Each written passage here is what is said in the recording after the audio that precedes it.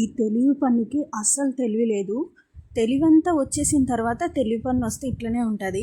అమ్మ బాబోయ్, నరకం రా నాయనా! ఈ హాస్పిటల్ ఈ ఎక్విప్మెంట్స్ చూస్తుంటే నాకైతే గుండెల్లో దడ దడ. ఎట్ లాస్ట్ సర్జరీ అయితే కంప్లీట్ అయిపోయింది. ఏదో 2 డేస్లో తగ్గిపోతుంది అంటే చేయించుకున్నా కానీ ఇదిగో నా పరిస్థితి ఇట్లా. అన్నీ మెత్తగా చేసుకొని మింగాల్సి వస్తుంది. విపరీతమైన పెయిన్ వస్తుంది.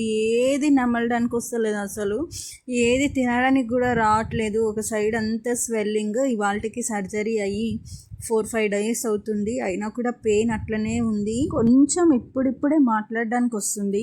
షార్ట్స్ అయితే డైలీ 2 పోస్ట్ చేసేదాన్ని, కానీ పోస్ట్ చేయకపోవడానికి ఇదే అనమాట మెయిన్ రీజన్ అన్నట్టు. సర్జరీ అయ్యే ముందు డాక్టర్ని అయితే వామ్మో ఏమన్నా సతాయించినా నేను. నా పన్ను స్టోరీ వేరే లెవెల్ అసలు. ఈ తెలివి పన్ను చేసిన తింగరేషాల వల్ల ఇప్పుడు ఇంత అనుభవించాల్సి వస్తుంది. మీకు కూడా ఏదన్నా సర్జరీ అలా చేయాలి అని చెప్తే మాత్రం అస్సలు లేట్ చేయకుండా తెలివి పన్ను తొందరగా బయట రాకముందే, అంటే చిన్నగా ఉండే ముందే చేసేసుకోండి.